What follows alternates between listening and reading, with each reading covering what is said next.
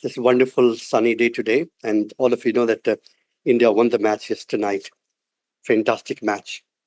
Uh, I think is a now in the next series of masterclass, we'll have a one again one very important talk. That's the autoimmune pancreatitis, and all of us know autoimmune pancreatitis has become an important disease. We often see such patients coming to us as a recurrent acute pancreatitis, or some of them may come as also as a chronic pancreatitis. And we thought this topic is important for everyone else to know more depth about it. And we have a wonderful speaker and a very esteemed teacher, a great researcher, and a great clinician, an endoscopist, Dr. Surinder Rana. Before I introduce Dr. Rana, we'd like to welcome you again on behalf of ISG and on behalf of Dr. Matthew Philip, who is busy somewhere else today, but he might join. And we also have with us Dr. Sunil Dadich, who will moderate the session. Coming back to our speaker, Dr. Surinder Rana, he's a professor of gastroenterology at PGI Chandigarh, and he has very well published important aspect of important issues in endoscopy and also in pancreatic disorders. So, Dr. Rana, we'll come back to you for this lecture, and we'll talk about what the burden of disease, how to think about it, how to diagnose, and how to treat such patients. Not only treat, but how to follow these patients in long term. As we know, that autoimmune disorders may remain lifelong.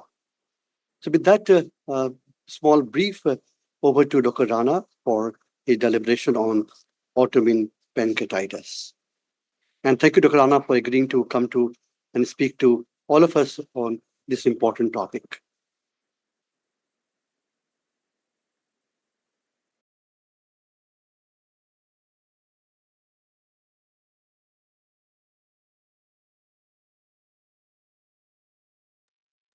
Yeah.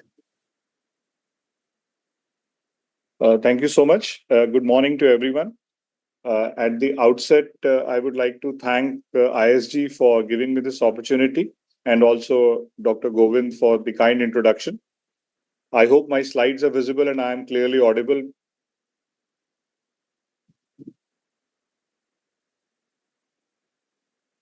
Yes, when the slides are visible. Okay, so let's start.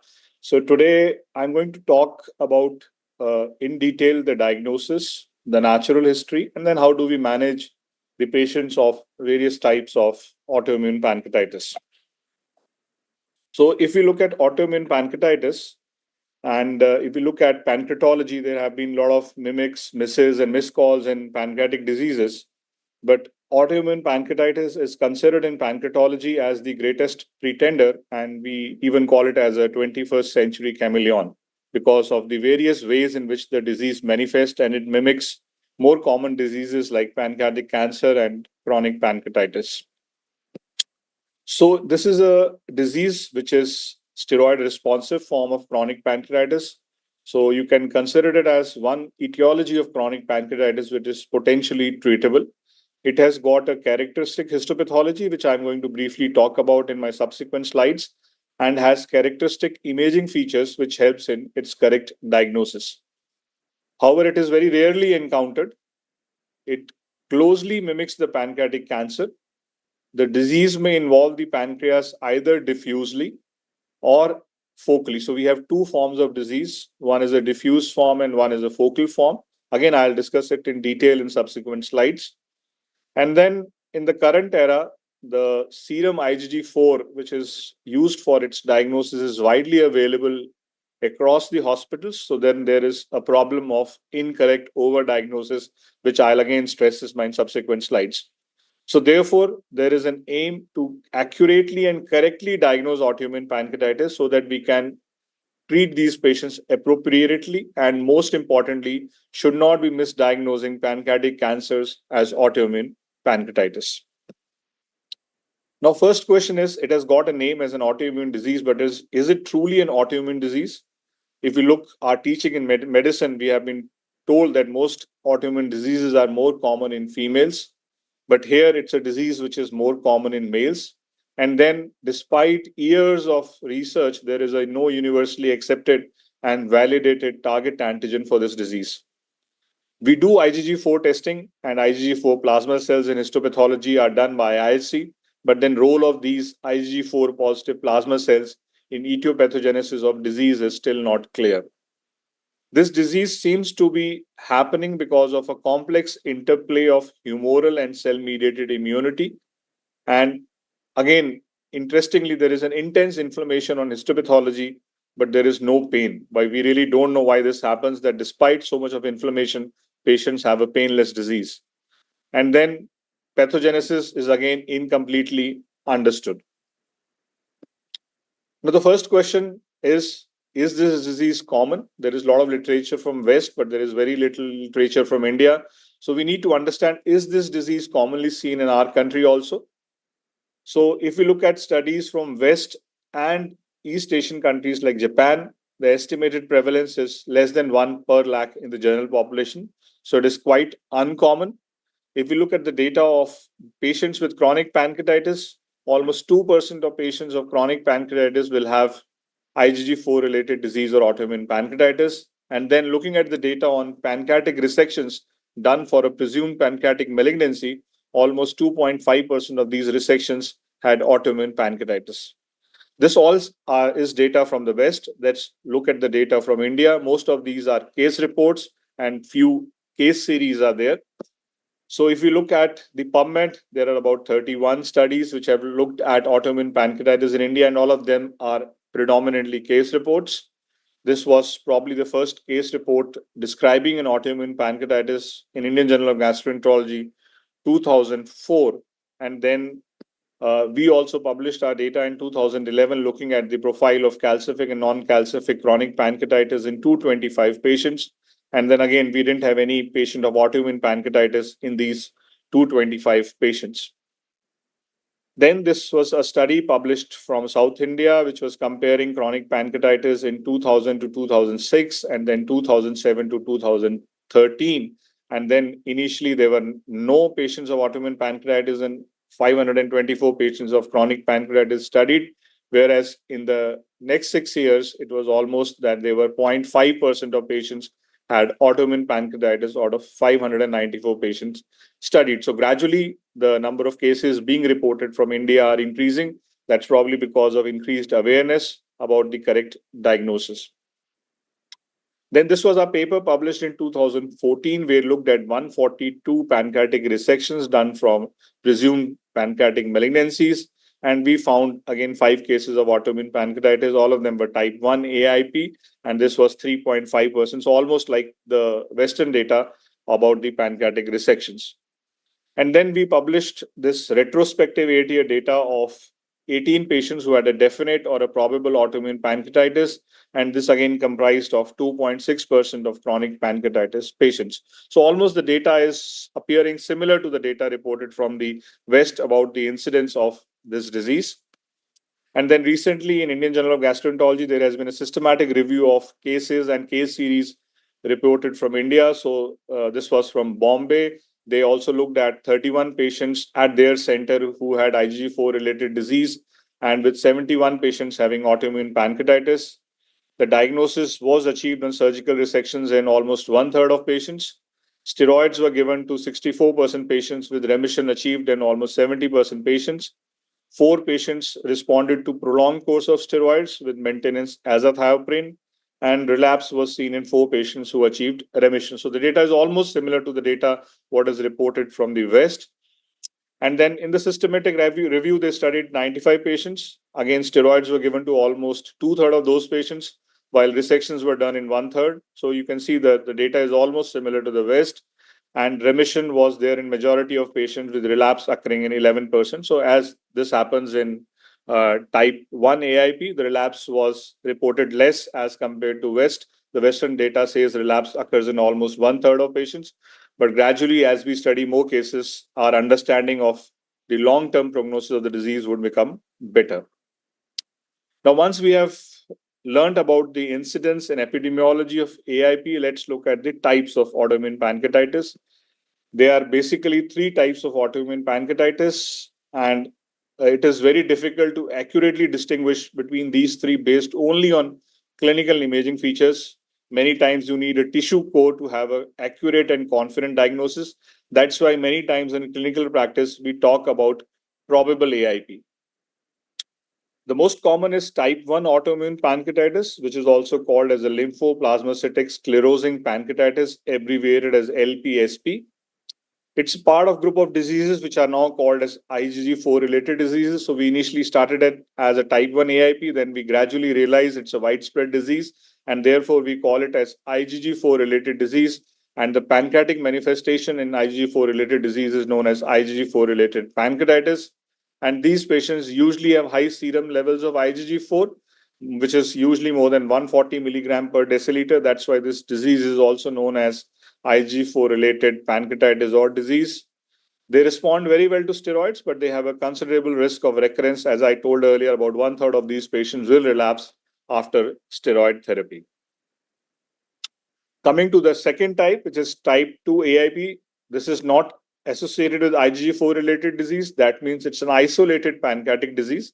It is also known as idiopathic duct centric pancreatitis, abbreviated as IDCP. In these patients, acute pancreatitis is a common symptom. These patients will present with mild pain and mild acute interstitial pancreatitis with cholestatic features on liver function test. And these patients have an ulcerative colitis, which is commonly associated with it. So whenever you have an IBD with pancreatitis, apart from drug related, a type 2 AIP is also need to be considered as a possibility. In these patients, serum IgG4 is usually normal. Therefore, these patients will usually need a biopsy for a confirmatory diagnosis. And the interesting part of this disease is that recurrences are practically negligible after response to steroid therapy, unlike type 1 AIP. This is the recently described type 3 AIP, which is usually asymptomatic, or very rarely patients will have POSI symptoms of mild pain. This entity exclusively affects patients with advanced malignancies.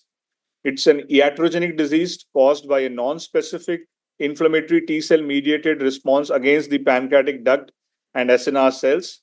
And this is usually triggered by immune checkpoint inhibitors given in these patients with advanced malignancies, and usually occurs 4 to 6 months after institution of checkpoint inhibitors.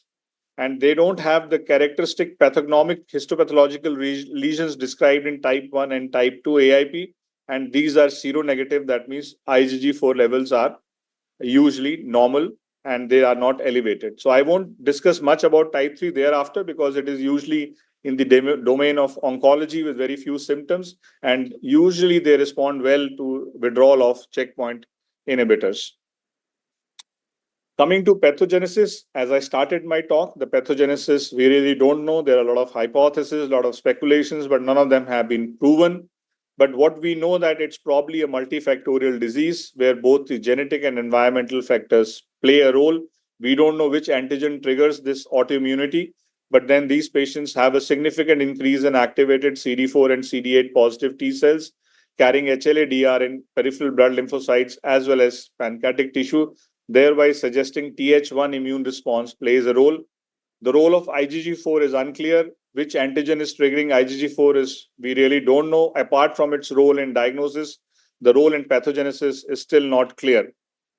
The IgG4 production is promoted by T helper 2 cells that produces IL-10 and IL-13. And this suggests that Th2 response also plays a role in pathogenesis of this disease.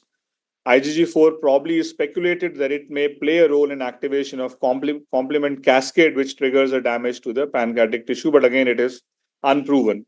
So to sum up, we really don't know what is the exact etiopathogenesis, a lot of hypotheses, but I think this is an area which requires a lot of research before we can get an answer. And once we have an answer, probably we'll have a better treatment for this disease. Now, coming to clinical manifestations, this is a disease which has been classically described in elderly males, but then it can also be reported in females as well as children. So that earlier notion that it is a disease of elderly does not hold true now. It is seen all across the spectrum, even both males and females, and even in children, there are varied clinical presentation, but most of the time they will present subacutely.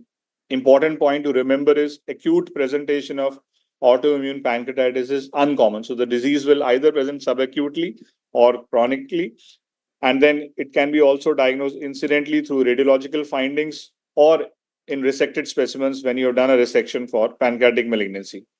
Now, looking at type 1 AIP, these patients presents with obstructive jaundice. So you will have a profile of an elderly patient presenting with an obstructive jaundice and a head mass that often mimics a pancreatic adenocarcinoma. As I talked about type 2 AIP, these usually presents with acute pancreatitis and a mild abdominal pain. And the clinching features would be that these patients either will have a mild jaundice with no gallstones or a biliary obstruction, and or more commonly in liver function test, you will find an elevated alkaline phosphatase for which you will have no explanation despite extensive investigations. And therefore, if you have an elevated ALP with pancreatitis and no gallstones, possibility of an AIP should also be considered, especially if the pancreatitis is mild and there is only mild and intermittent pain. Important points to remember is presence of severe narcotic requiring pain or a chronic debilitating pain. Autoimmune pancreatitis is not a possibility. So never consider AIP as a possibility whenever you have such sort of clinical profile where patients are having a severe necrotizing pancreatitis with severe pain, or patients are having pain which is narcotic requiring or a chronic debilitating pain. Similarly, if there is significant anorexia and significant unexplained weight loss without steatorrhea, autoimmune pancreatitis is again unlikely. So these are some of the soft pointers which can help you in differentiating between autoimmune pancreatitis and pancreatic malignancy in case of type 1 AIP, and pancreatitis because of AIP, and pancreatitis because of other etiologies when you're considering type 2 AIP. And also, if you have an IBD associated, more commonly ulcerative colitis, then Crohn's disease with pancreatitis, then type 2 AIP should figure in the differential diagnosis after the possibility of a drug-induced pancreatitis.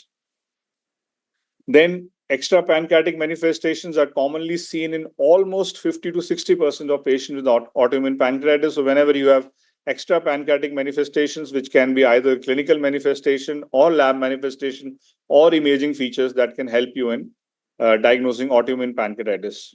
Inflammatory bowel disease, primarily ulcerative colitis, is commonly associated in type 2 AIP.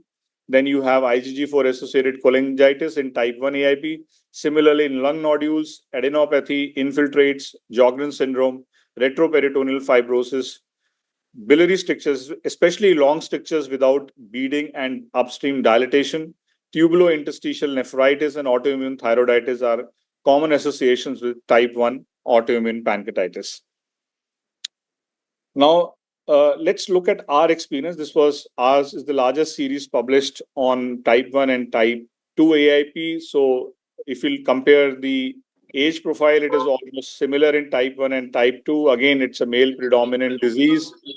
Jaundice is seen more commonly in type 1. This is clinical jaundice. IgG4 elevation was seen in 95% patients in our case. In reported literature, type 2, we had very few cases, but we had elevated IgG4. Then similarly, other organ involvement is not seen in type 2, but seen in type 1. IBD is seen in type 2, and all these are responsive to steroids, but relapse is seen in almost 1/3 of patients with type 1, whereas type 2, none of our patients relapsed, which is as reported in literature that relapse in type 2 AIP is very uncommon. When we used to talk about AIP, we used to have a prototypic patient, elderly male, that as I've told that as our understanding of this disease has matured, we have learned to recognize a more complex demographic picture, which is spread across the male and female sex as well as across all the age spectrum. And similar, as I've told you earlier, at some locations like in head and neck region, the disease probably now is as common in females as it is in males. And disease may present as early as third decade and rarely in children as well. So that notion that it is a disease of elderly does not hold true now. Now, what about lab evaluation? When we talk about autoimmune pancreatitis, we always talk about IgG4. What IgG4 is a normal fraction of serum immunoglobulin in healthy subjects. it comprises 5 to 6% of the total serum IgG and is usually less than 140 milligram per deciliter. IgG4, which is equal to more than 2 times the upper limit of normal, is considered highly suggestive of autoimmune pancreatitis. There have been now meta-analysis about the diagnostic accuracy, and you can see the sensitivity is about 67 to 94% and specificity to 89 to 100%. Higher the levels, more specific. Lower the levels, it is more sensitive but less specific. Type 1 AIP, almost all the patients will have an elevated serum IgG4, whereas in type 2 AIP, they don't have an elevated IgG4 usually. Less than 2 times of elevation of IgG4 has been reported in a lot of other diseases like pancreatic cancer, which is a close mimicker. So that's an important diagnostic dilemma for us, that even patients with pancreatic cancer can have an elevated IgG4. Atopic dermatitis, asthma, parasitic diseases, pemphigus vulgaris, and pemphigus foliaceus can also have elevated IgG4 levels, but most of these patients have IgG4 levels which are less than 2 times the upper limit of normal. Now, the problem is upper limit of normal is variable for different labs. We would have seen in our practice also. Then this is a Mayo Clinic cohort study where they found out that the cutoff value of 140 milligram per deciliter for autoimmune pancreatitis had a sensitivity of about 76% and specificity of 93%, but a positive predictive value of just 36%. And then meta-analysis of 7 studies, again, the sensitivity and specificity widely varies from 67 to 94% and 89 to 100% respectively. So in nutshell, it's a good test, but then one should not rely the diagnosis only on IgG4 levels. You have to look at the clinical spectrum, the imaging features, and sometimes biopsy also, which I'll discuss in subsequent slides, the clinical dilemma of IgG4 elevation and how to resolve that IgG4 elevation dilemma. What about other autoantibodies? Since IgG4 is not very specific, there have been a lot of other autoantibodies which have been evaluated in autoimmune pancreatitis, like anti-plasminogen binding protein peptides, carbonic and anhydrase antigens, lactoferrin, pancreatic secretory trypsin inhibitor. All of them have been found to be having a sensitivity and specificity equal to IgG4. None of them is better. There have been few studies which have looked at anti-PBP antibodies, and some have suggested that these may be slightly better than IgG4, but again, other studies have not found the same. So I think none of these biomarkers appear to be sensitive or specific enough to replace IgG4 as a diagnostic modality in autoimmune pancreatitis. Then another question is, can elevated CA19-9 exclude autoimmune pancreatitis? We all do CA19-9 in pancreatic adenocarcinoma. It's a tumor marker for pancreatic adenocarcinoma. So then, does it elevation exclude autoimmune pancreatitis? In 47 to 73% of patients with autoimmune pancreatitis, CA19-9 was found to be elevated. Therefore, it has no role in differentiating pancreatic cancer from autoimmune pancreatitis. So you should not be deciding whether a patient with pancreatic head mass has a pancreatic adenocarcinoma or autoimmune pancreatitis because of elevated CA19-9 alone. Then let's discuss in little detail about imaging in autoimmune pancreatitis, because it is actually the cornerstone for accurate diagnosis of autoimmune pancreatitis. Now let's look at type 1 AIP. You will have a diffuse parenchymal enlargement, which is a characteristic radiological feature of autoimmune pancreatitis. And this enlargement of pancreas is accompanied by effacement of the lobular contour of pancreas, giving it what we call a featureless or a sausage-shaped appearance. And then if you have a low attenuating capsule-like rim around the enlarged pancreas, it's a relatively specific finding for autoimmune pancreatitis. Why this is important? Because we know that patients who have an interstitial pancreatitis will also have a diffuse enlargement of pancreas with featureless appearance. So if you have this capsule-like rim along with enlarged pancreas, this is a specific finding for autoimmune pancreatitis. Other less common features on imaging include a focal mass-like enlargement, a segmental low-density area in the head without definitive mass, and you can also have a diffuse pancreatic atrophy in a burnt-out disease. It is again important to remember a normal appearing pancreas on imaging does not rule out autoimmune pancreatitis. Patients with type 2 AIP can have a normal appearing pancreas. So one has to be very, very careful while you are ruling out an autoimmune pancreatitis, that if you find a normal pancreas, you should not say that patient does not have an autoimmune pancreatitis. Now let's look about the mass forming autoimmune pancreatitis, which is a more common dilemma in clinical practice. So there are subtle differences between a pancreatic adenocarcinoma and autoimmune mass forming autoimmune pancreatitis. If you have a sharp demarcation between the mass and the surrounding normal pancreas, it would probably suggest an AIP. Isoattenuating mass, lack of downstream parenchymal atrophy, and lack of ductal dilatation. These are the features which would suggest a possibility of autoimmune pancreatitis, because in pancreatic adenocarcinoma, you will have a parenchymal atrophy of the downstream pancreas, and the ductal dilatation will be seen upstream to the mass, because the adenocarcinomas are duct centric. Now, if you give contrast, the involved areas demonstrate decreased enhancement in pancreatic phase with gradually increased enhancement in delayed phase. So one has to do a proper triphasic contrast cross-sectional imaging, and you will find that in the pancreatic phase, there will be no enhancement, and gradually the enhancement will increase in the delayed phase in autoimmune pancreatitis, whereas in pancreatic malignancies, it remains hypoenhancing throughout the contrast phase. And then one has to carefully look at the associated biliary changes, renal changes, which include hypodense lesions in the renal cortex, as well as medulla, salivary gland involvement, and retroperitoneal fibrosis, which would suggest a possibility of an IgG4 related disease. Just to show you some of the representative images, this is how on a transabdominal ultrasound in a lean patient, you can find a pancreas which is diffusely enlarged, featureless. This is how it looks like as a sausage shape. And then you find that the duct is not dilated, and you have echogenic wall, which suggests a ductal fibrosis. Similar appearances on a CT scan. Again, it closely mimics an interstitial pancreatitis. But then if you see this hypoenhancing rim around this diffusely enlarged pancreas with a non-dilated pancreatic duct, this again would suggest autoimmune pancreatitis. This is confirmed by the presence of these hypodense lesions in the renal cortex on the left kidney.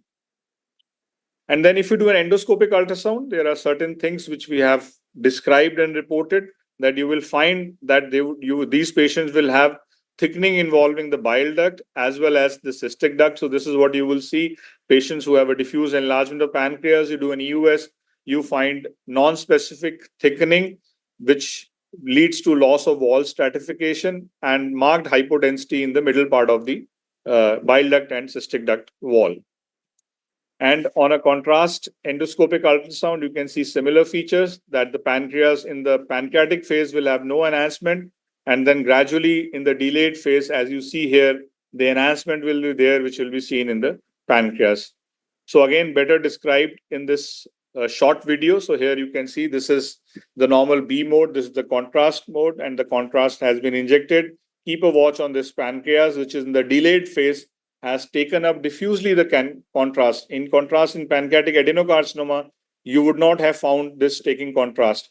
So in the delayed phase, this pancreas takes contrast in the autoimmune pancreatitis.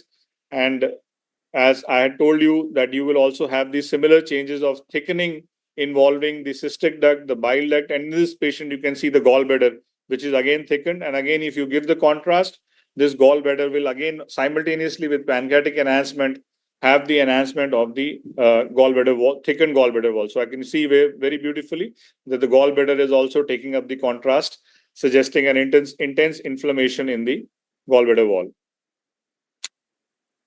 This is again a patient showing a diffuse enlargement of the head of the pancreas, causing narrowing of the second part of the duodenum. So this is a patient of idiopathic chronic pancreatitis with annular pancreas. You can see the pancreas is encircling all around the duodenum, and there is a diffuse enlargement.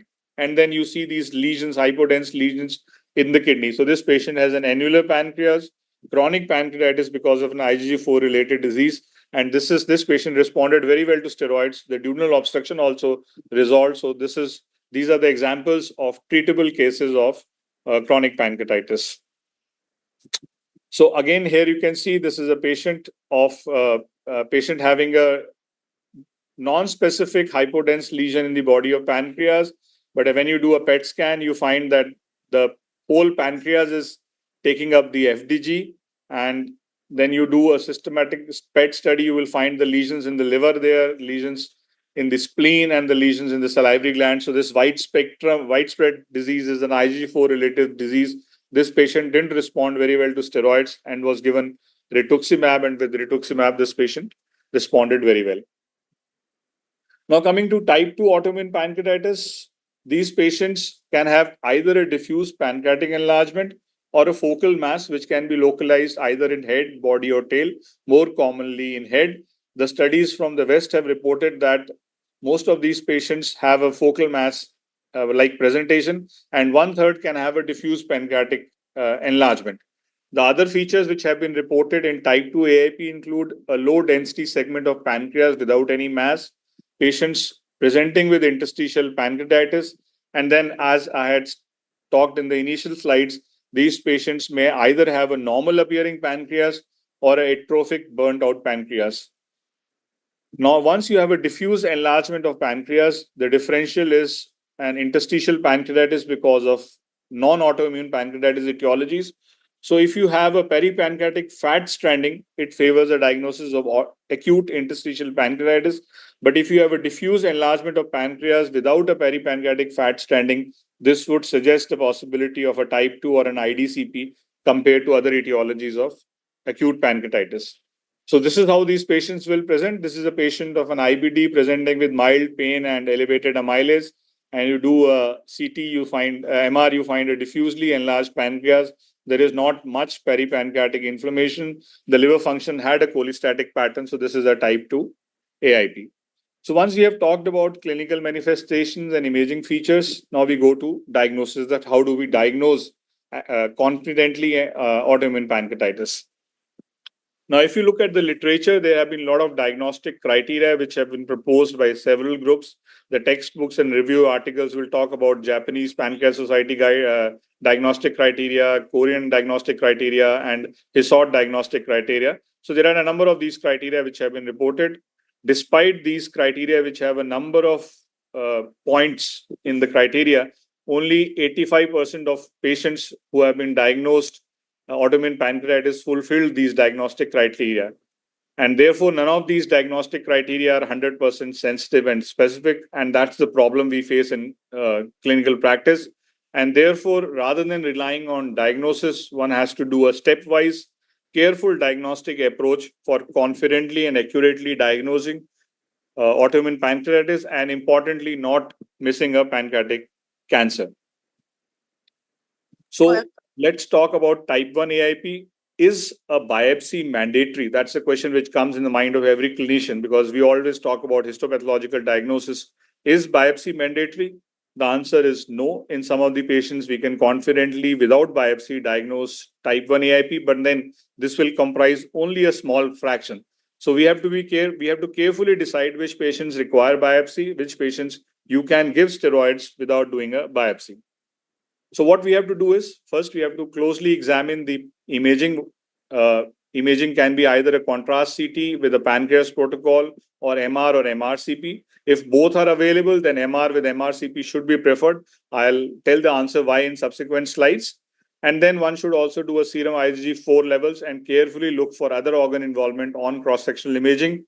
And FNA and biopsy is to be done if evidence is not strong enough. So what is this strong enough evidence? I'll just briefly talk about in subsequent slides. So you can have these following clinical situations.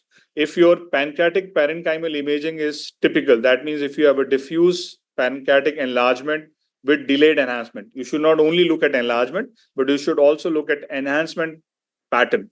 So if you have a diffuse enlargement with delayed enhancement and with or without presence of a capsule sign, so this is a strong feature for autoimmune pancreatitis. So if you have this imaging feature, then you need to look only for any non-ductal imaging collateral evidence, which could be elevated IgG4 or presence of other organ involvement on imaging. So if you have this imaging feature of diffuse enlarged pancreas and elevated IgG4, it suggests autoimmune pancreatitis. If you have diffuse enlargement of pancreas with renal hypodense lesions or retroperitoneal fibrosis, even if IgG4 is normal, this would fit into IgG4 related disease, and these patients can be treated without biopsy. Only problem is what are the differentials which can closely mimic the situation which we are talking about. The ones would be acute interstitial pancreatitis because of any other etiology and pancreatic lymphoma. And in these situations, FDG PET might help in identification of other organ involvement and making you a confident diagnosis of either a lymphoma or a autoimmune pancreatitis. Now, if you have features which are not specific for type 1, like for example, if you have a focal or a segmental enlargement of pancreas, or you have atypical features like a low density mass, a ductal dilatation, or a distal atrophy, where the suspicion of pancreatic cancer becomes higher.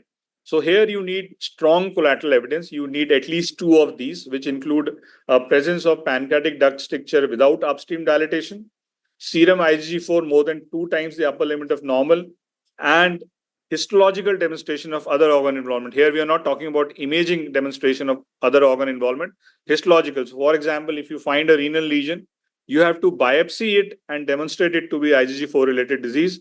Or if you have a radiographic presence of a proximal biliary disease or a retroperitoneal fibrosis, then you don't need to do a biopsy. So in this situation, you need to understand that you need to have two of these three criteria. Again, I'll stress in clinical practice, most of the times we'll have a mass-like presentation in an elderly person where a diagnosis of pancreatic cancer is at back of the mind. So here in this situation, only presence of elevated IgG4 does not mean autoimmune pancreatitis. You need one more evidence, or you have to take a biopsy from the pancreatic head. Now, if you have a focal or a segmental enlargement only, there is no enhancement pattern which suggests autoimmune pancreatitis, or patient has atypical features like presence of pain, loss of weight, loss of appetite. So here the collateral evidence is again modest, then FNA has to be done to rule out cancer. Word about caution about steroid trial. I'll discuss it in detail in subsequent slides in management, but steroid treatment trial should be the last resort. Once you have done biopsy twice, you have excluded cancer, then you can probably go ahead with a steroid trial. Regardless of pancreatic imaging features, if there is no collateral evidence, even if you have a diffusely enlarged pancreas, which may have a rim-like appearance, but IgG4 is not elevated, there is no other organ involvement, then you need to do a biopsy to exclude other causes. And in this situation, FNA would not be sufficient. You need to have a core biopsy to have a confident diagnosis of autoimmune pancreatitis. Now, we have talked about type 1. What about type 2? Here, as I discussed in my initial slides, biopsy is required in these patients for a confident diagnosis because there are no other features which would suggest an autoimmune pancreatitis apart from an association with IBD. So these patients are IgG4 seronegative and there is no other organ involvement. Therefore, a non-histopathological diagnosis is difficult. Therefore, histology is necessary at some point of time for a confident diagnosis. You can have a diagnosis labeled as a probable type 2 AIP when you have associated IBD and you have documented response to steroids. So what's the stepwise approach? Elevation of serum IgG4 and or multi-organ involvement needs to be investigated to exclude type 1 AIP. Negative workup for cancer and a contemporary diagnosis of IBD and patients showing an effective response to steroids would suggest a diagnosis of type 2 AIP. Now, we do EUS quite frequently. We have gone from FNA to FNB or fine needle biopsy. There is a lot of question which modality to be used for diagnosis of autoimmune pancreatitis and which needle is better.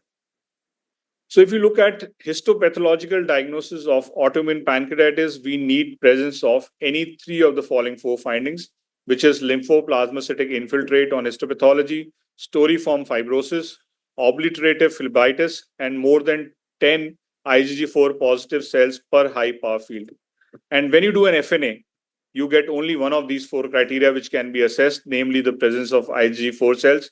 Therefore, with FNA, you can never achieve a confident diagnosis of autoimmune pancreatitis. And in idiopathic duct-centric pancreatitis, where IgG4 elevation is not there, which is type 2 AIP, core biopsy or a surgical biopsy is the specimen of choice for a correct diagnosis of type 2 AIP. Now, this is a paper where we published our experience on FNA for an IgG4 related disease. And if you look at this table, although it is little clouded, I'll just, ask you to put your attention on this, where initial cytology diagnosis in majority of these patients were either adenocarcinoma or descriptive, and only on histopathology we got a diagnosis of autoimmune pancreatitis. Therefore, FNA is not a good modality for a confident diagnosis of autoimmune pancreatitis. What about ampullary biopsy? There was a paper published in GI which talked about doing an ampullary biopsy for diagnosis. In ampullary biopsy, studies have shown that histological hallmarks are seldom seen. And again, it relies solely on elevated number of IgG4 positive cells, which are not specific to AIP. And also in type 2 AIP, the ampullary biopsy is negative for IgG4 positive plasma cells. Therefore, personally, I will not recommend doing an ampullary biopsy for a diagnosis of autoimmune pancreatitis when we have so good imaging modalities and endoscopic ultrasound guided tissue acquisition for a diagnosis of autoimmune pancreatitis. This is a paper which talked about the role of EUS FNB. So you can see there have been a lot of studies since last 2-3 years which have talked about the various histological features which have been seen with either a Francine type of FNB needle or a reverse bevel type of needle. So you can see all these needles perform equally well, and we get a confident diagnosis in about 50 to 70% of patients with EUS guided FNB. So despite diagnostic superiority of FNB needles, diagnostic accuracy is still around 60%. So we haven't reached almost 100%. So what we have to do is we have to do an FNB on selected patients which are being selected with definite AIP diagnostic criteria based on radiological and serological criteria for better utilization of FNB in diagnosis of autoimmune pancreatitis. So just to give you some example, this is again a patient. This is a middle-aged female presenting with biliary obstruction and a head mass. You see a CT scan, you see a hypodensity in the head of pancreas. On an endoscopic ultrasound, you can see that there is a biliary obstruction by this mass, which is hypoechoic with few echogenic areas. So on EUS and imaging closely looks like a pancreatic cancer. On EUS elastography, again, you find it's a stiff. Again, this is a feature of pancreatic adenocarcinoma. But when you give contrast, this is a Doppler on a contrast, you find that the lesion is taking up contrast, which is unlike a pancreatic cancer, and you do a histopathology and you get a diagnosis. You get these tissue codes and you make a diagnosis of type 1 AIP on EUS guided FNB. What about steroid trial? A lot of clinicians do a steroid trial. What I would suggest in diffuse form of disease, this approach is appropriate because here the possibility of a malignancy is very, very unlikely. But in a focal form, we should be using steroid trial sparingly. Once we have excluded malignancy twice by doing a good EUS guided fine needle biopsy by an experienced endocrinologist. And why is it so? Because what happens is many of these patients actually will have cancer, and then the patients, that window of non-metastatic to metastatic disease is lost. And whenever these patients have been resected, 90% of these patients who have been exhibited steroids actually had pancreatic cancer. That's why this word of caution. Finally, once we have done all these investigations, still we may go wrong. That's why this disease is called a chameleon of 21st century. Let's look at the other possibilities. One is pancreatic tuberculosis, which is seen in our part of world. So pancreatic tuberculosis, again, will have similar features. You will have a jaundice with mass in the head of pancreas. They will have an elevated IgG4 levels. And they will, like an autoimmune pancreatitis, have a non-dilated upstream pancreatic duct. And endoscopic ultrasound, you will have an hypoechoic mass. So it closely mimics autoimmune pancreatitis. The only way to differentiate between the two is to do a biopsy or an FNA and document granulomas and AFBs in tuberculosis in contrast to autoimmune pancreatitis. Now, I'll just tell you the example where, despite all these investigations, you still are not able to make a correct diagnosis. So here is a patient. This is a 28-year-old male who presents with a mass with pain abdomen, and you see this hypodense non-enhancing mass in the head of pancreas, which would look like a pancreatic cancer, and that needs to be excluded. CA19-9 was mildly elevated. IgG4 was 430 milligrams. So it's almost more than 2 times the upper limit of normal. So if you look at these imaging features, then you do a PET scan. In PET scan, again, the lesion was taking up the contrast. We did an endoscopic ultrasound. You see this mass in the uncinate process of pancreas, look closely like a pancreatic cancer. On EUS, again, you find that the lesion is stiff. On elastography, you do a fine needle biopsy. On a fine needle biopsy specimens, you found these monomorphic cells. So the possibility suggested was a possibility of a neuroendocrine tumor.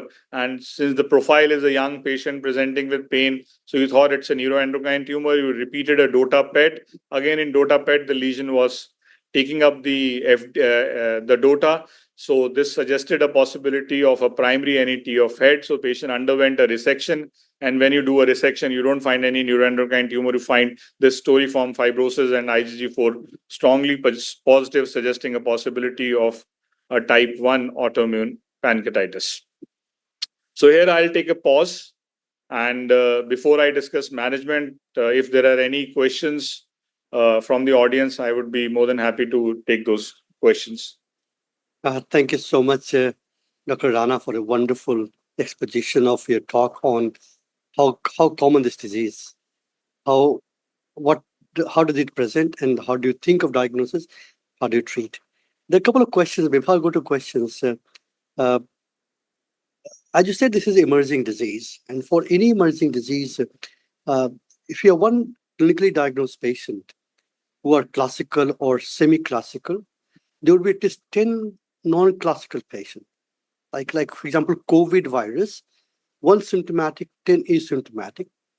That's for coronary artery disease. For one symptomatic, there are many more asymptomatic patients. And only thing out here in autoimmune pancreatic disease, there is an opportunity to treat this patient to change natural history, which we'll discuss later when Dr. Rana talks about autoimmune diseases and how to treat them, especially autoimmune pancreatitis. So we're keeping that in mind that there may be many more non-classical patients which still not emerge with classical variety. And therefore, one need to be very cautious and not cautious, vigilant about finding that opportunity to treat these patients. Because once you make a diagnosis, you can give a steroid, either trial or definitive therapy, and you can change the natural history in those patients. Because once pancreatic parenchyma is lost forever. And it's not about pain, it's more about diabetes. Because these diabetes of any chronic pancreatic disorder, diabetes is one additional disease which happens because of a chronic pancreatic disorder. With that, there are two questions in the chat box. I think both questions are very, very relevant. One that if IgG4 is elevated and mildly elevated, not classically elevated, then do you want to repeat the test? And if you want to repeat the test, then when do we repeat the test? After how many weeks or months? We have to look at the clinical scenario. Just looking at IgG4 will not determine your course of action. So if you are strongly suspecting autoimmune pancreatitis and IgG4 is mildly elevated, you would not like to wait for a repeat test. You would like to proceed forward with further investigations to have a correct diagnosis, whether it's a disease-related IgG4 elevation or a non-specific elevation. So you will do an imaging followed by a histological evaluation to be sure whether it is IgG4 or a non-specific IgG4 elevation. Now, what happens is with better understanding of this disease, we now have an IgG4-related disease spectrum where you have a non-pancreatic disease involvement and pancreas is normal. So many of these patients we have seen over a period of time tend to have a pancreatic involvement. So in those patients, you need to do these careful evaluation of pancreas by imaging every 6 monthly or 1 yearly to look for whether these patients are also having a pancreatic involvement, because you can prevent pancreatic atrophy and onset of exocrine and endocrine insufficiency by timely treating these patients with steroids. Perfect. There's one more question. There's a specific clinical scenario that a patient with IgG4 pancreatic mass, which is found on pre-op histology, and he was on steroid. He developed transaminitis, about ALT about 400, and alkaline phosphatase is not raised. MRCP is better than before. The question is, how do you want to proceed this patient? I think this question pertains to the management. So once I finish the management part, I think this it will be the answer there itself, because that's an important question, because many of these patients partially respond. So how do we treat these patients?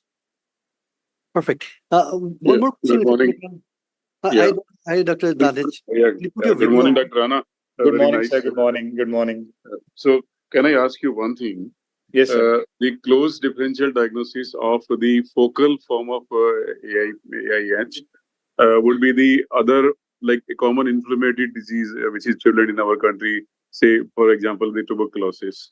Right. So how do you approach and how do you like imaging wise or clinical wise? Because both of these patients will have more or less pain abdomen, maybe of pancreatic origin, because the pancreatic tuberculosis has been reported. Yeah, that's an important Yes. question. But in clinical practice, what happens is pancreatic tuberculosis is easier to diagnose on histopathology. So if you have an experienced endocrinologist target the lesion properly, in pancreatic tuberculosis, you will get a clear granulomas and AFB. So the problem will not be much in differentiating tuberculosis from autoimmune pancreatitis, but differentiating pancreatic cancer from autoimmune pancreatitis will be a much more difficult diagnostic evaluation. Yes, and that I agree. Yes. And the other forms of focal type of chronic pancreatitis, where you have the mass forming lesion in CP, or maybe a so-called groove pancreatitis, or that so-called paraduodenal pancreatitis (PDP) or something. Yeah, that's again an Yes. important differential diagnosis. But clinically, what will happen is those patients will have more intractable pain. So, if an autoimmune pancreatitis, usually pain is not a feature. So, if you have a focal head mass or a groove pancreatitis and patient is having an intractable pain, then AIP is very, very unlikely. So, the only problem or a differential diagnosis dilemma would be then when you have a mass and there is not much pain, which is usually not seen in alcoholic chronic pancreatitis, because this sort of scenario usually happens in alcoholics who have a chronic pancreatitis and a head mass. So again, in head mass, the differential would be a focal pancreatitis with pancreatic adenocarcinoma rather than focal CP with AIP in that clinical situation.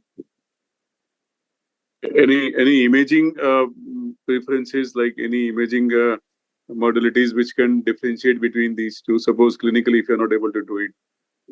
In focal pancreatitis, imaging pattern will be almost similar to autoimmune, because both of them are actually inflammation. So both of them will have a delayed enhancement. But if you do an endoscopic ultrasound, you will find that you will have small fluid pockets in the duodenal wall, in the pancreatic head, in focal pancreatitis, whereas in autoimmune pancreatitis, there will be no fluid collections. It will be all mass-like appearance. So these are soft Yes. pointers which can help you in differentiating between the two. And if you have Yes. a contrast EUS with you, that can help you in inflammatory mass and an autoimmune pancreatitis, you will have some sort of enhancement happening. Whereas in pancreatic adenocarcinoma, there will be no enhancement at all. Yes, yes. For adenocarcinoma, I think we do have many features. And what about NET? The NET in the head of the pancreas, focal lesion. Yeah, NET is little easier to diagnose if you have contrast, because they will be hyper enhancing. So Yeah, hyperenhancing. if you Yes, have a mass lesion which shows enhancement, then you can put your bet on NET. yes, yes. Perfect. So I think Yeah. let's move on and uh, let's move on to the next phase, which is a very important. How do you manage a patient with autoimmune pancreatitis?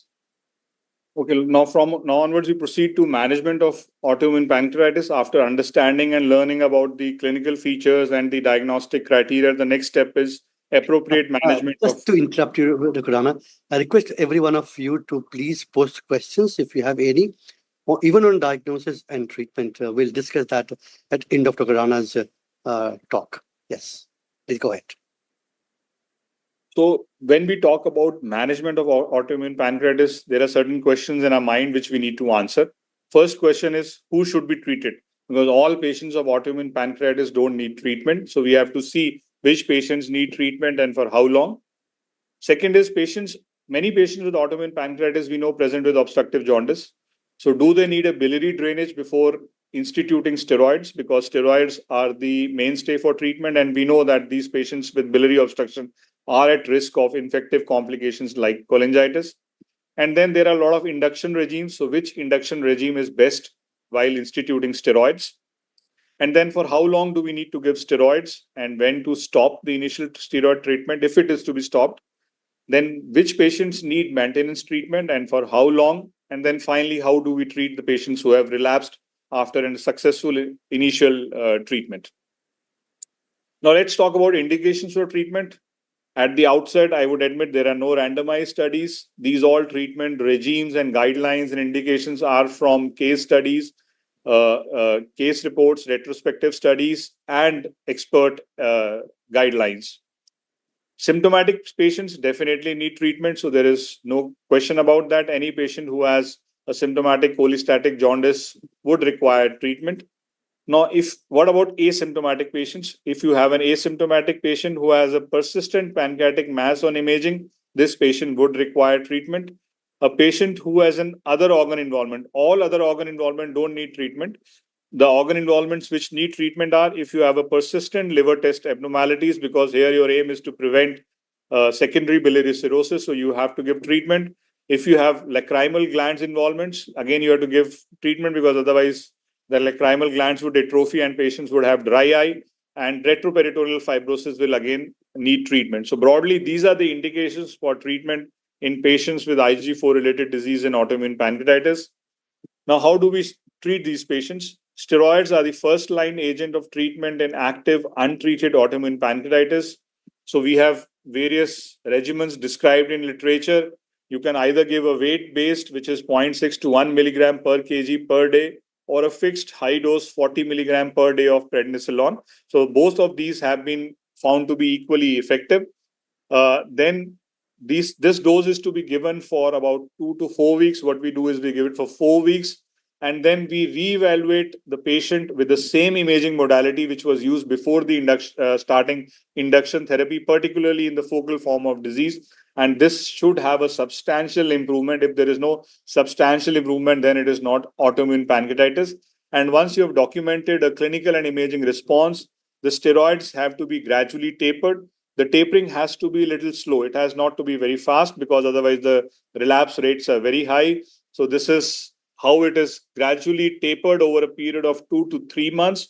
So it is 5 to 10 milligram per week after 4 weeks till we reach the dose of 10 to 15 milligram per day. And from thereafter, we gradually taper to 2.5 to 5 milligram per day over 3 months. And after 3 months, we either decide to stop or continue with a low dose maintenance, which I'll talk about in subsequent slides, in which patient it has to be stopped and which patient it has to be continued. So once you have reached the dose of 2.25 milligram after 3 months, then you continue it for 6 months to 3 years, again variable depending upon the clinical response and lab features.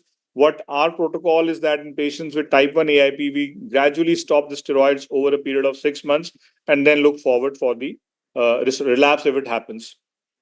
Now, what about patients who are intolerant or have contraindication to steroids? Azathioprine is not indicated in this situation because they reach the therapeutic efficacy in about 2 to 3 months. So the other option is rituximab, which is given in type 1 non-responders or patients who are contraindications to steroids, and patients who have a proximal biliary involvement, are younger in age, less than 40 years, and have very high alkaline phosphatase, more than 5 times the upper limit at the initial presentation. These are the patients who have a high risk of relapse with steroids. So in these patients, one can preferably give rituximab. There are two alternative regimes. One is 1000 milligram on day 1 and 15, or body surface area base, which is 375 milligram per meter square, which comes approximately in adults to 500 milligram once weekly for 4 doses. So total is 2000 milligram doses are given in patients with autoimmune pancreatitis. Now, the second question is biliary drainage needed? Biliary drainage, we know that is useful to prevent biliary infection. And then in patients whom the diagnosis is not very clear, one can do a brushing and cytology to root out biliary malignancy. But then patients who have a mild jaundice, where bile is less than 3 milligram without cholangitis, steroid can be given safely without biliary stenting. So to sum up, all patients of autoimmune pancreatitis with jaundice don't need biliary drainage. How do we manage patients who have not responded to steroids? And we are confident about the diagnosis of AIP, because if patient has not responded to steroid, your first possibility should be alternative diagnosis. You should consider steroid refractory cases only if you have a histopathological diagnosis of autoimmune pancreatitis.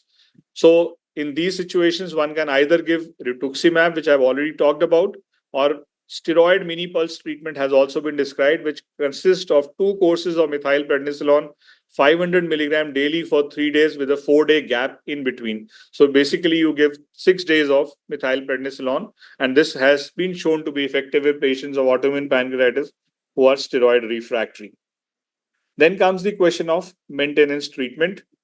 So when we do not give maintenance therapy, when you have a patient of type 1 autoimmune pancreatitis having a low disease burden, that means only mild jaundice, a head mass is there, then there is no need for maintenance therapy. And type 2 AIP, the risk of relapse is very, very low. Here in these situations, we don't need to give maintenance therapy.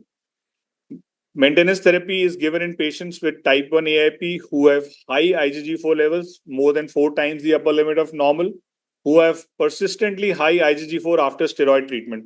So you have given a steroid, the mass has disappeared, the patient has become asymptomatic, but IgG4 is still elevated after 3 months of steroid therapy, then you need to continue with maintenance.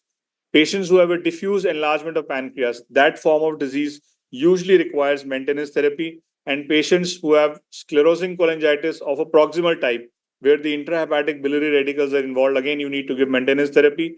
And if 2 or more other organs are involved, that means if you have a lacrimal gland or a retroperitoneal fibrosis along with autoimmune pancreatitis, again, you need to give a maintenance therapy. And maintenance therapy is either given in the form of low dose steroids, 2.5 to 5 milligram per day, or you can use a steroid sparing agents, which can be azathioprine at a dose of 2 milligram per kg per day, 6 mercaptopurine at 1 milligram per kg per day, or mycophenolate mofetil at 750 to 1000 milligram twice daily. Then what about the role of surgery? So many times we will have a refractory mass on imaging. So don't forget surgery.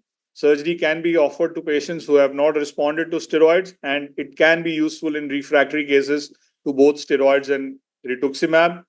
And we all know from clinical experience that patients who have undergone a pancreatic resection with a presumed diagnosis of malignancy, the recurrences are very, very rare in those patients. So surgery can also be considered as one of the treatment modalities in patients with autoimmune pancreatitis, especially the focal form. So this is the flow chart. How do we manage these patients with autoimmune pancreatitis? We look at clinical symptoms where the pain, jaundice is looked at. We looked at other organ involvement, especially salivary glands, proximal biliary tract, retroperitoneal fibrosis. If none of these are present, then only observation is required. These patients don't need any treatment.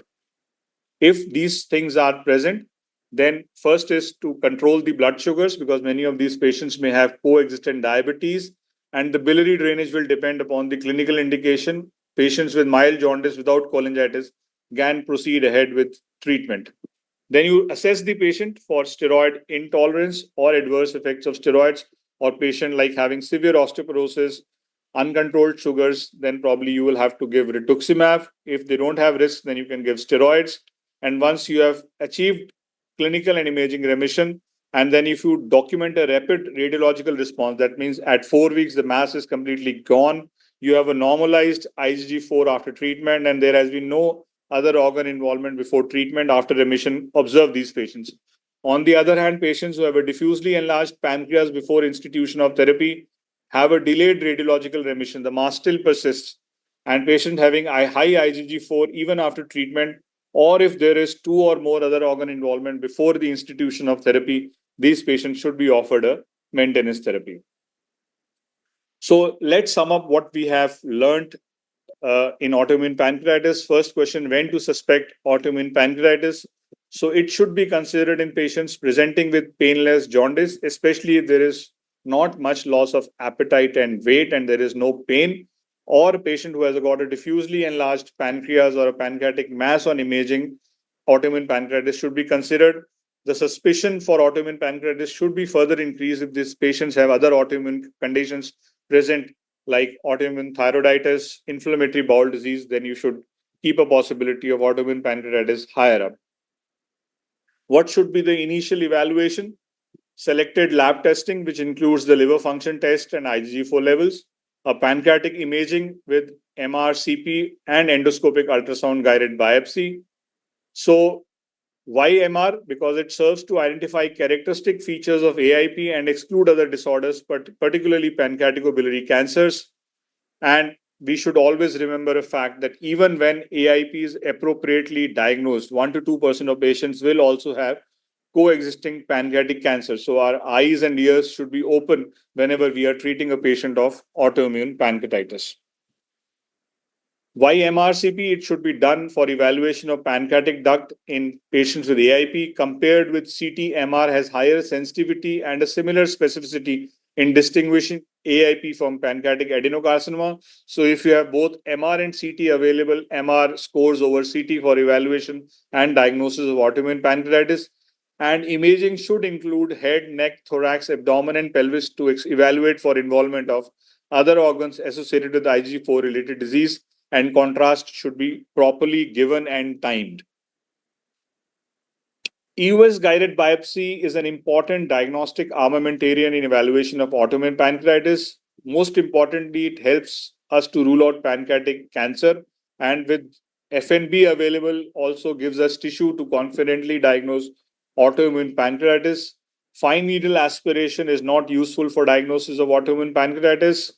FNB provides diagnostic histology in almost two-thirds of patients with type 1 AIP, and there is a limited data to suggest that type 2 AIP may also be confidently diagnosed by EUS guided biopsy. Glucocorticoid trial should be conducted only with negative workup for cancer, and what we at our center consider a negative workup is 2 negative EUS FNBs with adequate pathological specimens as deemed by the cytologist, and then response to a course of steroids, which is prednisolone 40 milligrams, should be characterized by a marked radiological resolution as well as improvement in pancreatic and extrapancreatic manifestations. And importantly, when you have lack of response to glucocorticoid trial within 2 to 3 weeks, this patient should undergo a surgical exploration. Never think about refractory autoimmune pancreatitis. Almost 90% of such patients will have a malignancy in them. How do we assess the treatment response? One is these patients have a dramatic and a complete resolution of clinical symptoms within 2 to 3 weeks of steroids. So the pain and jaundice will disappear. And an imaging test, which is typically a CT or MR, whichever was done earlier, will show a decrease in the mass dimensions, will show a decrease in diffuse swelling. The narrowed pancreatic duct will open up and the biliary strictures will open up at the end of 4 to 6 weeks. If this is not happening, then again, you should consider other possibilities rather than considering a refractory disease. Normalization of IgG4 alone is not to assess response to therapy, as serological activity correlates poorly with clinical or radiological remission. So patients with clinical or radiological remission may still have an elevated IgG4 level. So elevated IgG4 level is not a marker for non-response, but it's a marker for a risk of relapse. So these patients who continue to have an elevated IgG4 may be considered for maintenance therapy. And confirmation of histological remission currently is not required in patients who have achieved clinical and radiological remission. Only in patients where you have excluded pancreatic cancer and a steroid refractory or a treatment refractory disease is considered, then one need to look at a confirmation of histological non-remission before you give alternative therapies. So to conclude, what we have learned is AIP comprises two distinct forms of steroid-responsive chronic pancreatitis: lymphoplasmacytic and idiopathic duct-centric. LPSP or a type 1 has a relapsing remitting course and often requires use of maintenance immunomodulation in about two-thirds of patients. Type 2 AIP has got a very good response to steroids, and they usually do not relapse after initial treatment. There is currently only the circumstantial evidence to suggest autoimmune pancreatitis is an autoimmune process. We don't know what is the target antigen, and the exact pathogenesis and role of Th1 and Th2 autoimmune response is currently not known. We have talked about treatment strategy, but again, it is not validated. It needs to be validated by prospective, comparative, and randomized studies, which in this disease seems to be difficult because of rarity. This disease is steroid responsive, but we have learned that maintaining remission continues to remain challenging in type 1 autoimmune pancreatitis. Thank you so much for your patient hearing, and I'm happy to take questions. I think absolutely fantastic, Dr. Rana. Absolutely terrific talk on autoimmune pancreatitis and very detailed discussion, great literature review. I think you can write a fantastic review article based upon the uh, extensive review of literature you have presented in a very short time, and you repeated all. And I really liked your last 6, 7 slides. We talked every aspect of autoimmune pancreatitis, giving the gist of that what we talked over last 1 hour. I think this is truly a master class on autoimmune pancreatitis. I'm sure there are a few hundred audience here listening live to you, but I'm sure this masterclass will go on ISC webpage so that more and more people can listen to your wonderful lecture. Dr. Sunil, do you want to say something? Uh, Actually, there are many questions. So, shall we ask him right now, or we post him later on? No, we do it right away. But before we go to the questions, I have a couple of comments. It was excellent. Excellent. I think masterly deliberation of this topic. And I think, as usual, Dr. Rana is perfect in his field.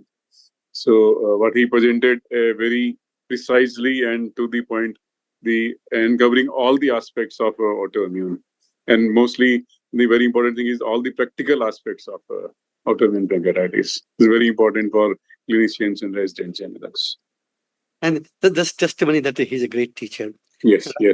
Rightly said, Sunil, that is usual of Surinder to do that way. Yes. And your trademark, Surinder, you're always very clear and very, I mean, to the point.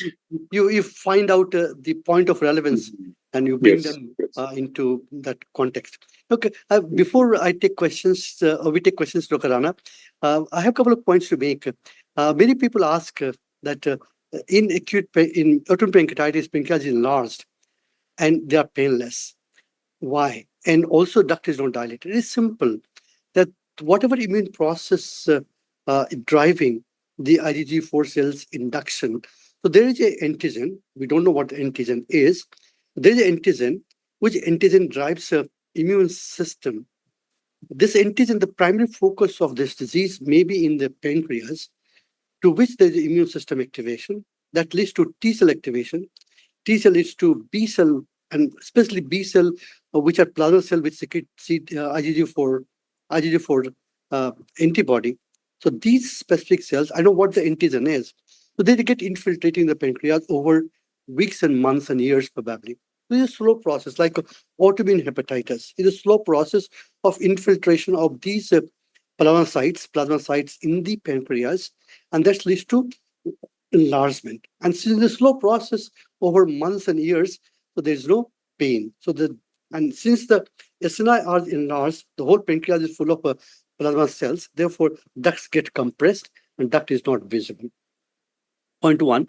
So this infiltration of these immunocytes can also involve bile ducts, and also some may involve liver also. So many of these patients have a continuous inflammation from pancreas to the bile duct, and then you find they have gallbladder thickening, they have bile duct thickening, part and parcel same disease. Same that these infiltration can happen into multiple organs, and what is described as a umbrella type, that this is a multi-organ disease, and of that autoimmune pancreatitis type 1 is one such subtype. Similarly, like autoimmune hepatitis, there are multiple types. So similar like a type 1, type 2, and type 3. So these the new things are just emerging for last about 10, 15 years. We need to know a lot about this disorder. These disorders at this point in time are less common. I would say they are less recognized because our diagnostic tests are limited.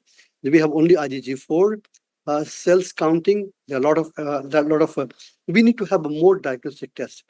Although I'm not a pancreatologist, but I believe looking at other disorders of autoimmune nature, which have emerged over last 20, 30 years, just because of more recognition of the disorder, because we have a better diagnostic modality. And one example is celiac disease.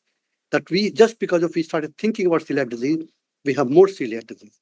Same like on autoimmune disorders, you will find, if you start thinking about it, you find many more such patients.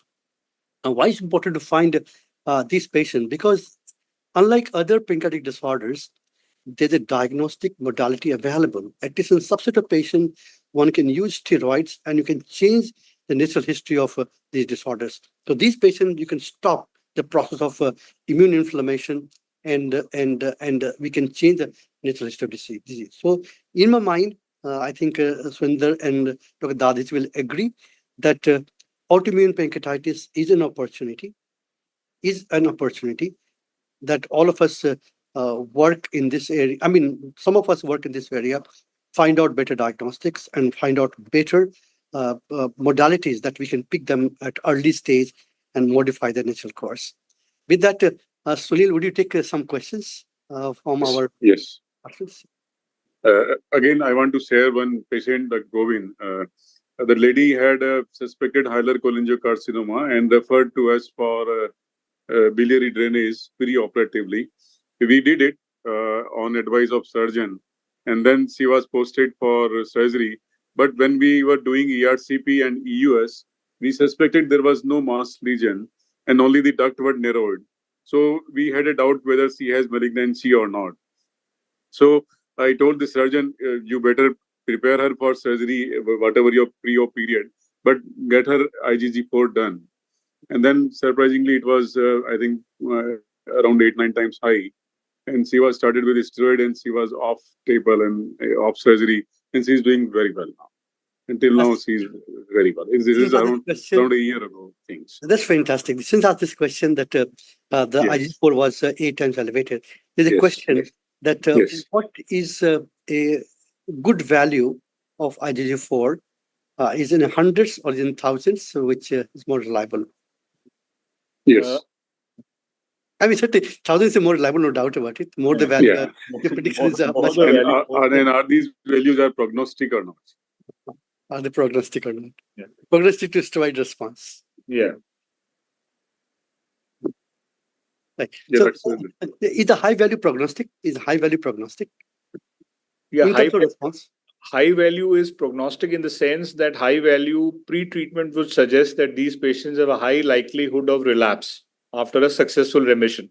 So these patients would be better served by giving them a maintenance therapy rather than waiting for a second relapse, because more the relapses, more the chances you will lose pancreas with repeated inflammation. So it would be a good idea to either switch to rituximab or to give a maintenance therapy in some form. This is fantastic. Again, it brings you one more context. Dr. Rana and Dr. Dadish will remember, and many of our participants will remember that 20 years back, once we treated acute autoimmune pancreatitis, autoimmune hepatitis, then there was Mayo protocol that you treat these patients for first few months in a high dose, then taper it off, maintain for 2 years, and then stop. And it was found that 1/3 to 1/2 will relapse. So relapse leads to more damage to liver, therefore liver failure. So now we all know that once we diagnose autoimmune hepatitis, the treatment is almost indefinite. You want to maintain till you can give steroids, and you stop steroid once you can't give because of contraindication of advanced liver disease. So therefore, at this point in time, as Rana said, that we stop treatment because we don't have better predictors of who are the patients going to relapse.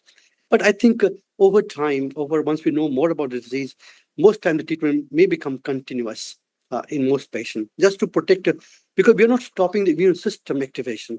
We are not removing the antigen. So the whole, what we're doing is suppressing inflammation, like what we do in IBD or in rheumatoid arthritis. The treatment is almost continuous for life. Same may apply to autoimmune pancreatitis, but we need to have a little more understanding and data on this. Dr. Sunil? Yes, I agree with you. More questions? So one of the question is where the facility for EUS FNB is not available and IgG4 is normal. So diagnosis of AIP be kept or the patient should be started on steroid based on clinical parameters alone. I think, as I've highlighted in my talk, steroid treatment should be done only after a thorough evaluation. So if you don't have an EUS at your center, it's better, patient is referred to a center where EUS is available, because for tissue acquisition, you need to do an EUS. Only in those patients, which would comprise about 10 to 15% of patients, where you can have a confident diagnosis of AIP without histology, which the criteria I have already listed, imaging criteria and the other organ involvement criteria. There you can start steroids without taking histology, and that would be more appropriate in diffuse forms of disease. In a focal form of disease, missing a cancer is actually criminal. Yes. So you have to be Yes. very, very I agree. careful. Yes, very true. And this is true for pediatric patients. Personally, I don't have any experience in pediatric autoimmune pancreatitis, but there have been few reports of diffuse form of AIP in pediatric, especially type 2 AIP with the coexisting IBD. So I think we need to learn more about pediatric AIP before we can give a definitive recommendations. And tissue acquisition in small children, again, say less than 5 years or less than 25 kg of weight, is difficult with an EUS. So we need to have better understanding of pediatric AIP before we can give a definitive recommendations. Yes. In the same context, can I ask which is the preferred methodology of doing IgG4 levels? Like which assay? Because different lab will have different cutoffs, different method of testing it. So Yeah, which one is the best one, or which one is preferred one? no, actually, there is no data to suggest which lab method or which lab is better. So again, you have to go by that particular lab standards and what is the normal value described by that lab, and look at more than 2 times the upper limit of that lab. So there is no data on literature to suggest that which method is better. So all are equally good or equally bad. Okay. And in the differential diagnosis, is there the pancreatic sarcoid comes, like a granulomatous lesion in the pancreas on biopsy? And we discussed about tuberculosis, but what about the sarcoidosis in other? Pancreatic sarcoid is very, very rare. It is described in literature. I think in my experience, almost last 20 years of so many US we have done, we haven't seen any patient of pancreatic sarcoid, although we have seen lymphomas and tuberculosis, but sarcoid I haven't seen. Yes, yes. So one of the question asked is a 1 centimeter PD with intraductal calculi in atrophic pancreas, asymptomatic young female, normal IgG levels. We should suspect AIP. I think in this situation, AIP would be the least likelihood possibility, Yes. because AIP's duct is usually not dilated. As Dr. Govind talked about, it's a periductal Mhm. inflammation. So duct are usually narrowed. Calcification, initially we never thought would happen, but now there are some studies to show that calcification happens in 1/3 of AIP, but ductal calculi are very rarely reported. Yes. So with this clinical description of Highly dilated duct, unlikely. young female, AIP is never considered. Yes. In another clinical situation, one has asked is a 50-year-old male, known case of myasthenia, thymoma, post-thymectomy. On follow-up CT imaging, suggestive of enlarged sausage shaped pancreas and loss of lobulations. Whole body PET was also done to assess the residual disease, but it showed no uptake in the pancreas or elsewhere. The patient is not having pain abdomen. So how to proceed in that case? Accidental finding of enlarged sausage shaped pancreas. No, I think in this case, IgG4 is also not elevated. There is no other organ involvement. So I think there will be likelihood of AIP being there is very less. Only in these patients, if you want to have a confident diagnosis, you need to have histopathology. But since the patient is asymptomatic, there are no Asymptomatic, symptoms. yeah. I don't think so there is any need to proceed forward apart from close observation. Yes. Can I come in here? Yes. In this case, suppose, Surinder Rana, I think we don't have a great answer to this, but it's all about once you talk about asymptomatic, as you said in talk, the asymptomatic patients of autoimmune pancreatitis. Certainly, there must be some symptoms. Patient came to us, some imaging done, and found to have a pancreatic lesion, which is a common thing. You do something else, you look for gallbladder, you find liver lesion. You're doing for liver findings, you find renal lesions. So there's a common that once we investigate by ultrasound or CT scans, we'll find certain lesions which are still asymptomatic. The question remains what to do. So every time we not have really guide what to do. It all depends upon that your personal expertise. If there are no guidelines, if there are no expert opinion from existing literature. But as I said, that this might be a case where one might like to think more about it. As Dr. Rana said, that certainly you do IgG4.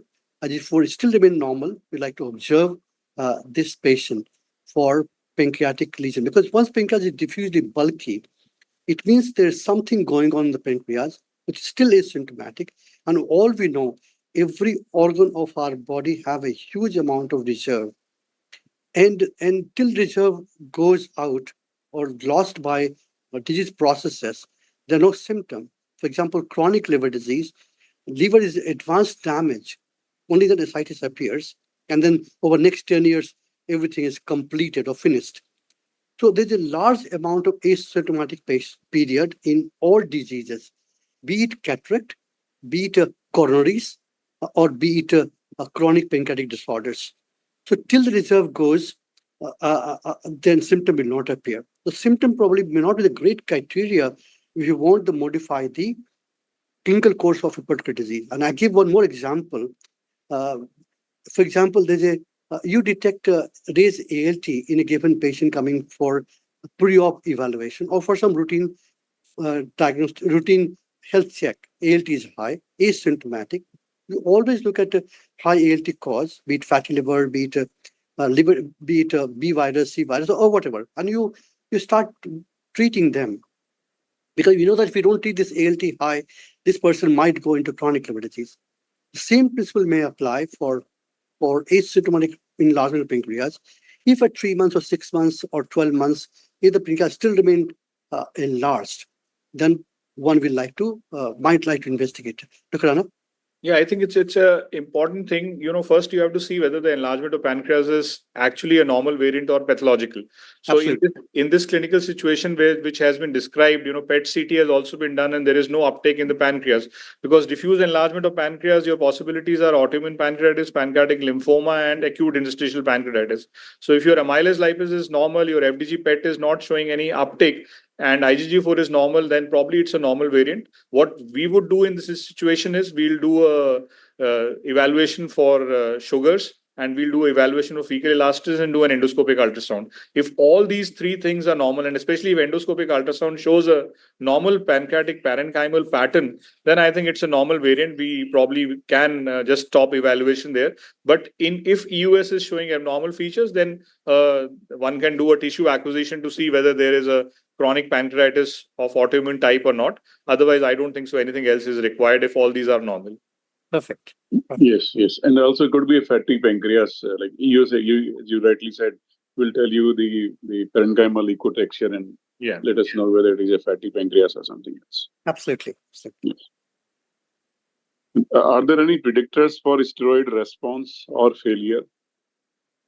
Autoimmune pancreatitis, almost all the patients have a dramatic clinical response to steroids. The imaging response may get delayed to 2 to 3 months, but then again, at 4 weeks, they will have a substantial imaging response also. So type 2, I would say all 100% will respond. Type 1, 100% will have a clinical response at week 4, and about 50 to 60% will have a partial imaging response at 4 weeks.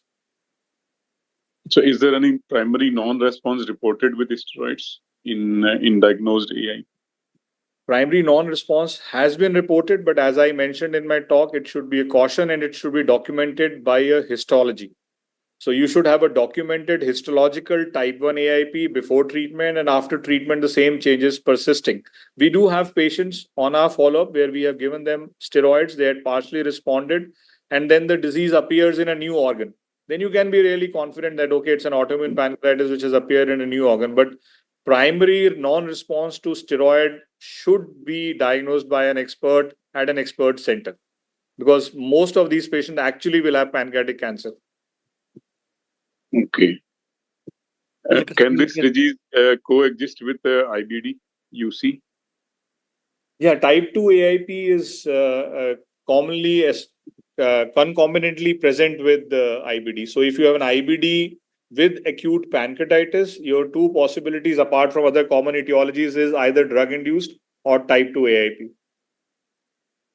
Dr. Sunil, in interest of time, we are touching about 1 o'clock. Okay. There are many questions to be taken up, but we will have to close this session. Just respect time. This is Sunday, so people may have a. So with that, I think last very relevant question can I ask? Yes, yes. Is AIP is again a risk factor for malignancy, like any other cause of chronic pancreatitis? The data is not so strong. Initially, we thought it's not a risk factor, but now there are some reports of pancreatic cancer in AIP. But I think because of rarity of disease and lack of substantial data, we can't have a definite conclusion on that answer. On that question, probably we'll need more data. Okay. So with that, Dr. Rana, is a wonderful talk. I think all of you agree that we had a fantastic summary presentation by Dr. Surinder Rana, and it was quite insightful in terms of knowledge. And also, he also in a lecture said that many areas where we need more and more evidences from all over the world. And as this is a new disease, we have a limited observations, limited experience all over the world, data from Japan, from US, from India, and many other countries. But again, we need to more and more about it. And why so? Because autoimmune pancreatitis is an opportunity. If you diagnose early, for whatever modality we use or as in the future, we can change the natural history of this disease and we can stop at least the immune inflammation by using right drug, be it steroid or immunosuppressive drug or even rituximab. So autoimmune pancreatitis is an opportunity and more science required by fundamental scientists, but also by all of us, all clinicians, and that we need to recognize this disease in our setup. Although tools are not very sensitive, but again, with time, we'll have more sensitive tools to make more early diagnosis in these patients. With that, I would like to thank Dr. Dadich for his kind contribution. We two together, Dr. Dadich and myself, to moderating session. Dr. Rana, for a wonderful talk. Thank you again to sparing your Sunday for this talk. And this talk is a kind of a true masterclass. We'd like to thank all the participants of this webinar, and I hope it was useful to you. Thank you so very much for joining in and also posting your very relevant questions, which led to a discussion around some of the relevant points during our discussion session. We'd like to thank Matthew Phillip, who couldn't join today. I'd like to thank Governing Council of ISC, who believes that we must have a online masterclass to discuss some of the important topics. And this is the 5th series of masterclass. I'd like to thank NISA for coordinating this masterclass. I'd like to thank tech team and everyone involved in this masterclass. So with that, we close today's masterclass and I'd like to invite you to join in 2 weeks down the line on 14th of July at the same time, 11:30 on Sunday. And topic again, one of the relevant topics seen day to day in our practice, that's cholangiocarcinoma, and we are like to focus on multidisciplinary approach for management of cholangiocarcinoma. And for that, Dr. Amit Mathur will moderate the session, and the speaker will be Dr. Bhaskar Nandi. With that, have a great Sunday and enjoy the rest of your week. Thank you so very much and have a good day. Bye-bye. Thank you, sir. Thanks. Thank you, Govind. Thank you, Surinder. Thank you, Govind. Thanks, Nisha, and tech support also.